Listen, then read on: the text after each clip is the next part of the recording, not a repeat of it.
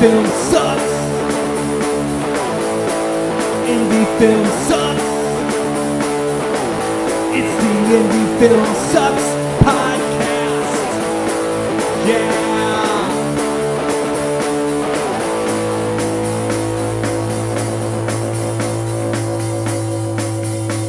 Coming at you from the mean streets of St. Louis, from a basement on South Broadway. Indie Film Sucks podcast. Because indie film is better Than the Cardinals. than the Cardinals.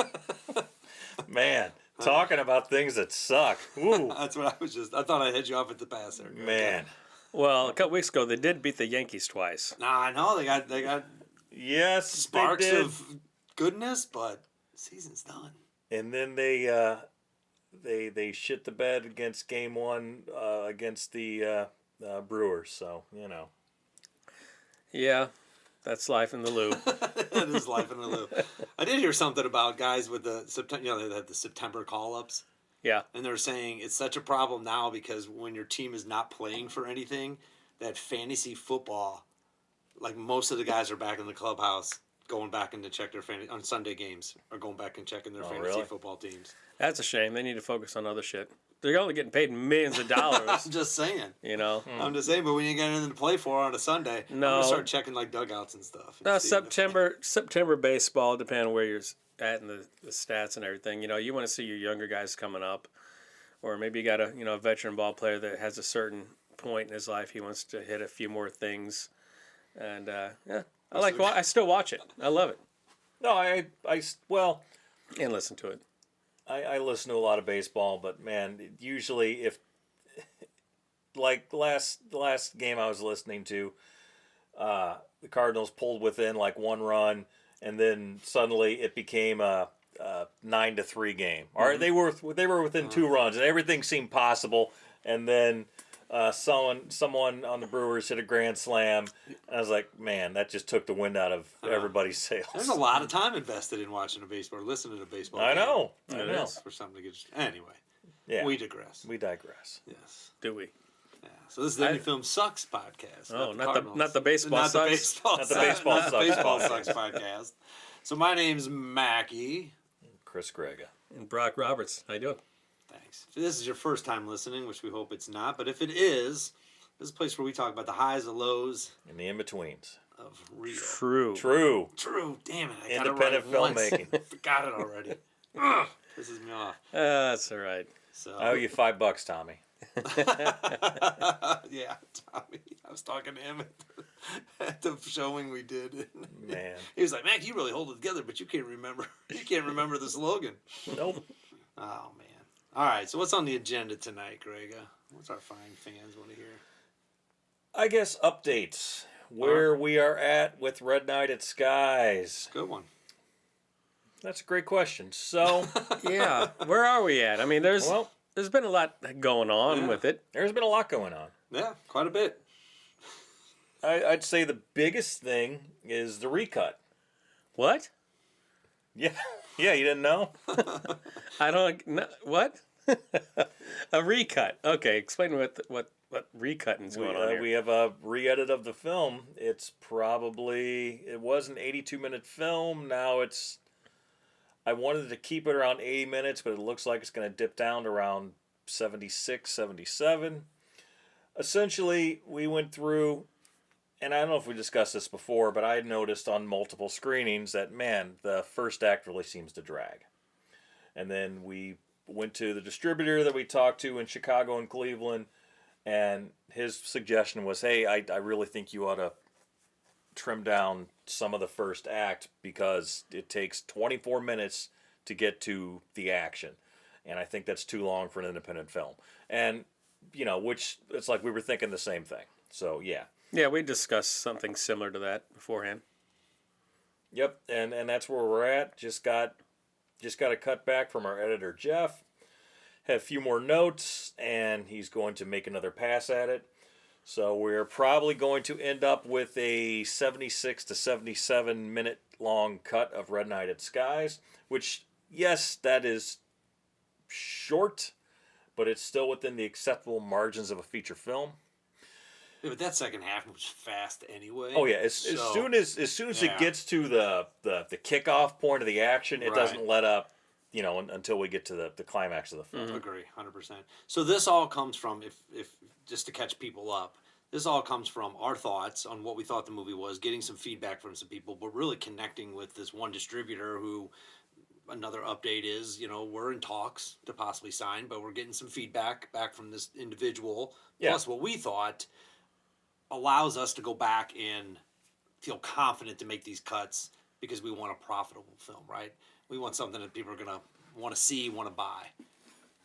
I mean, that's the reason why we're going back and doing this, right? I mean, for these updates, Yeah, so these cuts. We could have jumped into this right away with distributors because we had distributors wanting us. We've talked about this before, wanting Red Night at Skye's before it was even finished. Yes. They saw just the trailer, and which is a pretty good trailer. But we're actually going to recut the trailer too. But that's another thing. But Yes. we decided to pull back and just weigh our options like we've been doing. I know some people listening may be tired of us saying it's coming. But you know what? We had to do what is right for us, the investors, and the movie.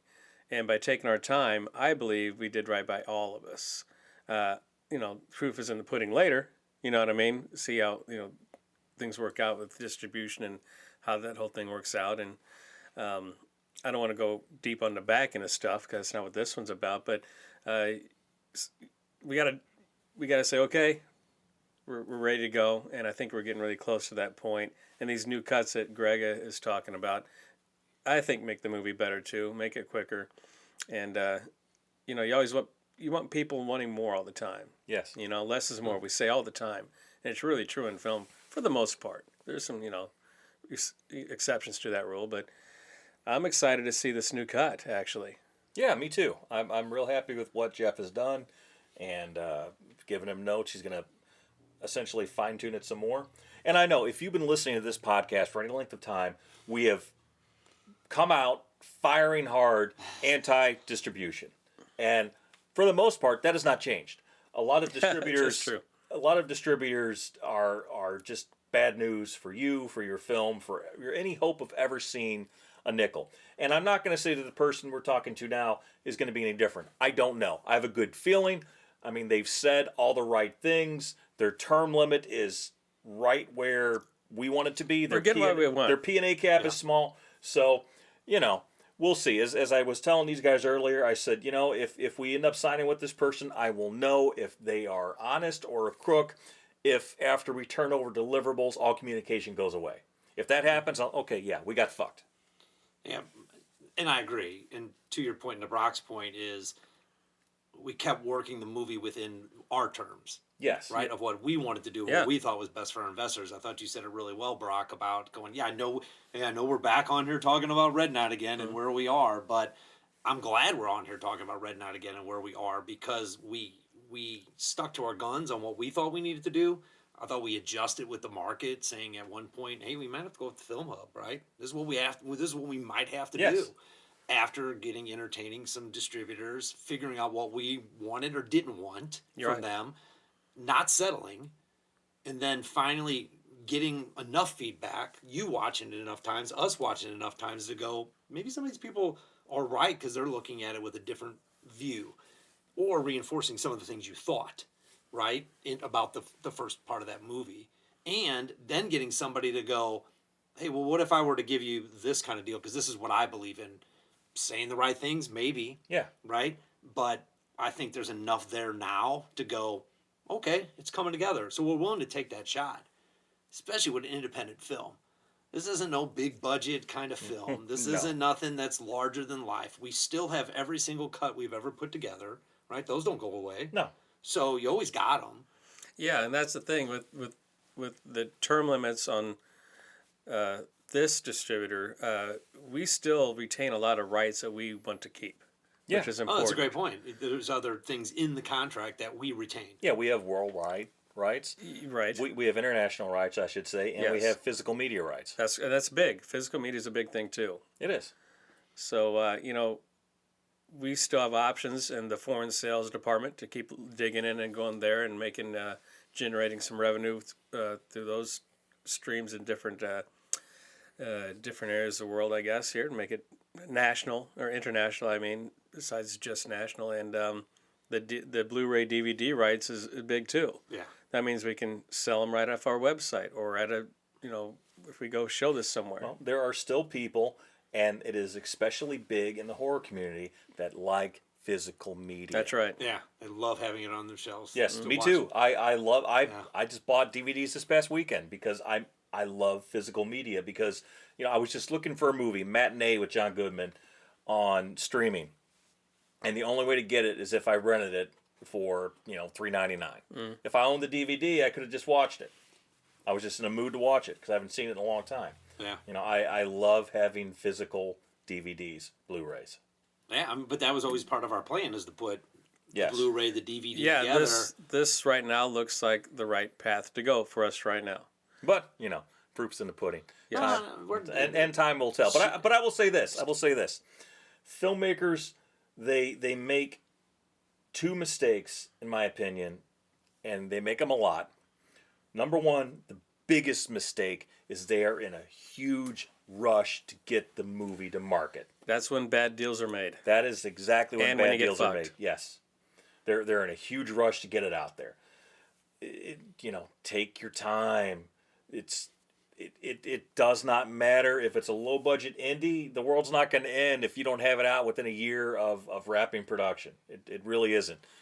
And the chances of you getting screwed because you're so eager to get the film out there in front of an audience or whatever, the chances of getting screwed just rise exponentially. Yeah, and just to piggyback off that a little bit, so we obviously would have loved to have signed and did a bunch of stuff on our terms way earlier. Sure. Because our investors do want to see a return. Of course, that's what it's it's all about. That is right. But I really do, I hate that it's been so long for them, but I really do think that they're going to be more happy that we took the time to go through the process correctly. It's correct as we know how, right? Yeah. And to vet everybody we vetted and said, yes, we like this, not that much, but yeah, we like this. We do. Let me start that over. But we took our time to vet whoever was looking into Red Night at Sky's to say, yeah, we like what you're saying, but it's not quite what we're up for, So we just kept holding off. And I think that you filmmakers out there who are trying to get in a hurry, like Greg was mentioned, if you don't have any investors, it doesn't matter at all. If you do have some investors there, they may get on your ass a little bit, but just show them, tell them, like I'm telling you now, it's going to help them in the long run. If you guys just take your time and don't get in a hurry, you'll have better payoff, hopefully, than if you are in a hurry. Yeah, because nothing's guaranteed, Right. especially with filmmaking. But it's if you can hedge your bets in any way, it's better to do that. And I would agree that is the biggest mistake, and we made it, right? And I'm trying to figure out the psychological part behind why people want to rush to get it out there. Maybe it's because the high of the premiere, Oh, sure. because they think these people, all I know is unless you're having people over to your house to watch your movie, you're probably getting zero feedback from anybody, right? Yeah, and there's also hype because as soon as this one's out the door, you're like ready for the next one. Is that okay? Maybe that's part of it too. It is. I think it's everything You you almost said, cleared too. the way Yep. to make the next one Well- because you got a product out there, but you're not getting the hype again. You're not right at our level, at our independent level. You're not going to get that same high again. You could get lucky, get a few bucks back, but generally it's remorse almost. Yeah. I mean, because it's gone, it's locked up for 10 years normally. Yeah. You're not seeing any returns. If you got any investors, you're not paying them back. So it doesn't do any good to get rid of it as fast as possible. No, and everyone's excited because they think, it's going to make a bunch of money, and then it's going to show people. Here's the biggest thing I hear is it's going to show people what we can do around here. Nobody gives a shit. Right, or I got a film on Amazon. That's great. I've had films on Amazon that I worked on. Nobody cares. Yeah. Nobody went and bought it. Nobody. The general Nobody knows public they're there. doesn't care. Exactly. So I think that's important that you said Well- that because I'm learning. Slow playing it is not bad. And not saying this is going to pan out or do anything like we all say, but I feel much better about where we're at today than I did when we were getting some of those things we didn't agree with. Correct. Even though they were bigger people, bigger companies, bigger things, blah, blah, blah, I still didn't feel I still didn't feel right. I just felt like it was going to get lost in the world. Yes. It could have, and like Greg was saying, nobody cares, but nobody cares until something magical kind of happens. You know what I mean? If that Sure. happens for Red Night, I don't know, but if it does, that does change a lot of things. If you get that lightning in the bottle that one time, Right. that opens up doors. Obviously, you get Sure. more people wanting to work with you. So, But you're going to get that regardless. well, If it's a good enough movie, yes. yeah. Exactly. So you're going to get that. So you know what you got, though, when you're an independent filmmaker. I think you do. You should anyway. From- But that kind of leads into the other mistake I think filmmakers make is they are so in love with their movie and their footage that they don't want to cut anything. Because the distributor might say, or whomever might say, you really could lose this scene and that scene, and you really could trim this down or whatever. And like, well, I don't want to cut that because this was, man, if It took me 2 days to get that shot. Yeah. Too fucking bad. It's gonna cost you money. less is always more and faster is better. Again, this is all taken with a grain of salt, and there are exceptions to every rule. But generally speaking, with independent film and independent horror, you want to get to the action or the blood or whatever sooner rather than later, and you want to keep it moving at a good pace. Yeah. Now, there are absolutely films that are made and that can succeed that are a slow burn, kind of weird, long in the telling sort of tale.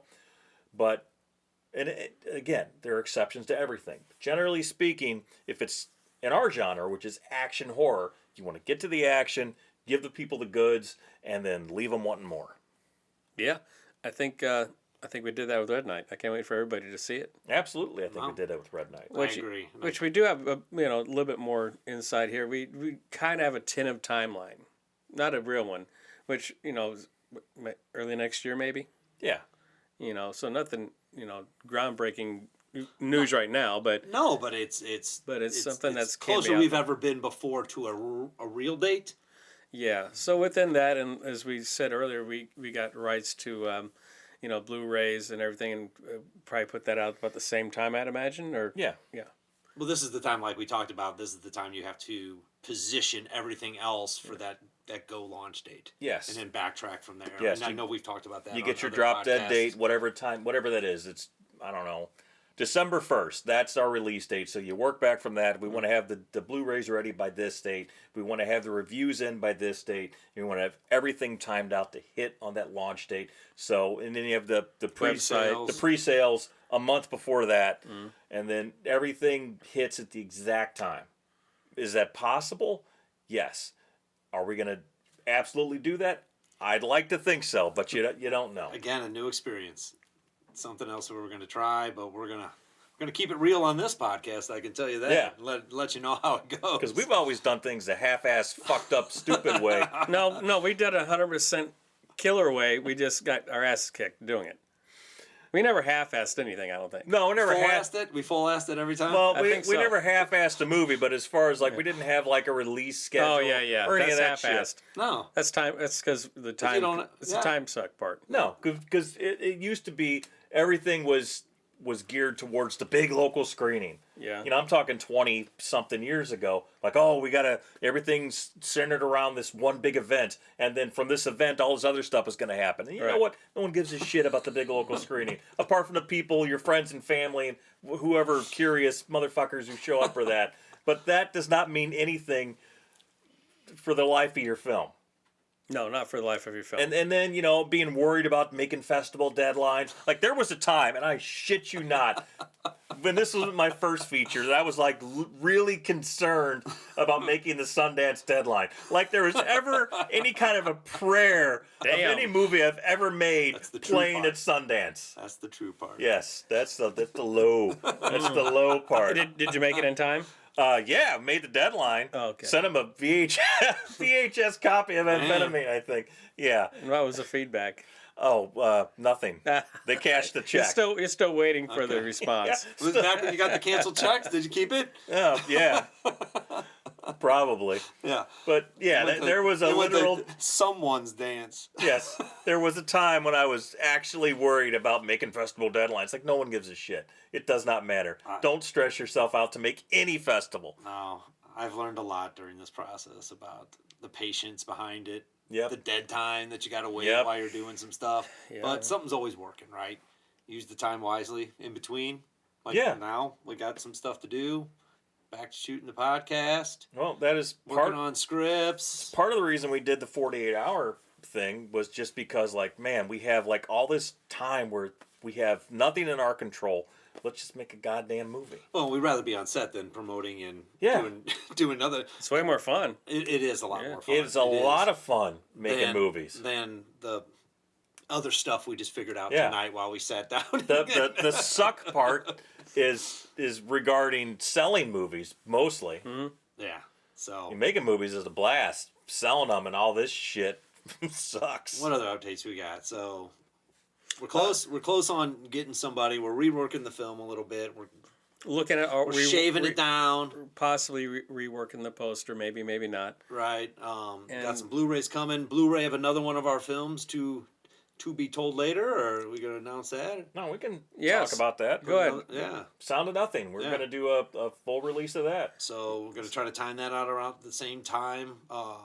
So get that property going. But again, working towards the whole of the company, right? Sticking on mark, on par with our genre. Yeah. Taking an old property, kind of remastering it, if you will, and putting that out there about the same time. Because if you can get that hype for the Red Night, which we're going to be paying for, the publicity, those kind of things, why not have? If people are going to be going to your website anyway, Sure. why not have another killer piece of material out there that they can grab while they're there? And I would imagine we'll also be releasing for the first time, actually, 35 Days. Yeah. We got a plan for that as well. Got a new feature script, Dead Black Season. Working on some scripts. Dead so- Black Season. Yeah. Rock and I had an opportunity to read version 3, and we passed. Too busy. Oh, you cut that one out. Yeah. Say that again. Yeah. Is it a pirate? But do we have any more festival updates? I know what's going on with that. I know there's a few more lingering out there. Yeah, it just screened in Champaign, Illinois. And that was over Labor Day weekend. Yeah, that's Labor a tough Day weekend. Tough yeah. Yeah, we got the coveted Sunday afternoon spot, so that was real tough. But we appreciate them accepting us, and Yeah. Yeah, Dark- enjoyed Dark it. History and Horror Convention. appreciate that for sure, and hope the people that saw it really enjoyed it. So Yeah. sorry we couldn't make that, but and then we got about 6 more out there, and we'll just kind of find out. Something like that, yeah. Yeah. But again, pivoting, we're not. That kind of phase for us is done. Yes. We had a plan. We worked the plan. Won some awards, made some connections, had Yeah. good time. Made some good connections, really good connections, really. Yeah. Other filmmakers, possible distributor, met some other actors. Yeah. You know, just hung out in a couple different cities with you guys and had a good time. Yeah. No, I think it was, and we were talking upstairs, but I thought it was more worth it than it wasn't if we sure. didn't do it. Oh, absolutely. So- you know that was the most you could hope out of the festival experience. That A, you win some awards, B, you make some connections, and C, you might possibly get some sort of deal out of it. And we have all 3 of those things. That's right. So, you couldn't ask for any more than that. Right. So, so we'll let you know if we get any other ones or if we travel to any of these other cities. But I think we got 6 left on the docket that we actually entered into as you kind of get into the Halloween season. I think those are when those would play, Yeah, per se. those would be fun. But our goal is not to put this back out there. Our goal now is to get this film ready to hopefully sign and get it out there to the masses. Yes. In order And then learn how to market. and then learn how to market, because we'd like to do things first and then learn afterwards. Yes, that's the Exactly. best way to do it. No, we got a plan, but I'm proud of us because every single thing we said for our plan, we worked in some way, shape, or form. May have taken us a little longer, maybe might have been clunky, but we worked it. Said we're not going to sign unless we get X. Didn't get X, we didn't sign. Right? We're going to Yeah. put it out in festivals. We did. We're going to do this. We did. Somebody came to us with a deal that met within our criteria that we set. We're going to look at that. right? The ability to change the film, doing that, right? Always had the plan to put the DVD out or the Blu-ray. So that's what I'm proud of us doing is nobody really said, we got to get it out there. The investors are coming at, that kind of stuff. We always stuck to the plan and said, what's best for the investors? What's best for the movie? Yeah. And right now we're on an up pattern where it seems to be paying off for what we did. Let's hope so. Yeah, well, you can always go with the momentum you Well, have. we are definitely in a decent spot, though, Yes. to be honest. Yeah, that's what I'm happy about. Yeah. The momentum it seems to be going our way again, which is nice. I don't know how much more you can shave off the movie or how much more we can change. Well, I'm just happy that we had the balls to say, no, this is not the deal for us. Right. Correct. Because going back to the beginning of the conversation, being in a hurry and just making bad deals, it's so bad for independent filmmakers to do that. So I'm glad we stuck to our guns because there were some carrots dangled out there very early on and actually throughout the whole process that looked pretty good. When you have that conversation on the phone or whatever, and the contracts are kind of normal what we saw, but just still not up to what our vision was, and we just said no. Right. Those short-term gains sometimes don't make the long-term, goals, what you want to try to do. And there were some good short-term gains, I thought, in there. Potentially. Right. Some different things we could have made work, but I think in the long run it would not have been the best for the film. So can't really complain on where we're at for there. And continue to write. Yes. Continue to work on different things we wanted to do with the company. Yes. So still expanding on those sort of things. Continue to do the podcast. Somehow, yes. I know. Yeah, I mean, you Captain kidding me? Chris. I mean, all he has to do is walk downstairs. What are you talking about? I still got to cut the damn It's his thing. ship, man. It's his ship. We're just shipmates. We are shipmates. It's like two Gilligans down here. Makes me the skipper. Yeah. Wow. Well, fat enough now. All right. Is that enough for the updates? That's enough. Is that we bored people enough for that? I think so. Well, hope you all enjoyed the updates, and we'll update you again later. Yes. We talk about we talk about a lot tonight. So I talked a ton tonight. You kidding me? We also talked about what? The highs. highs, lows, in betweens. True independent filmmaking. There we go. Indie Film Sucks podcast. Brought to you by 88mm Productions. Blah, blah, blah. Like, share. I mean, Tell a really, friend. does anyone ever tell anybody? Has anybody told anybody besides I don't think Tommy? anyone has told anybody about the podcast, man. You would think we would have 2,000 subscribers by now. Minimum. I thought we'd have 2,000. like 1 million. Man, I thought we'd have 200. All right. So, All right, good night, everybody. Good night. Indie film sucks. Indie film sucks. It's the Indie Film Sucks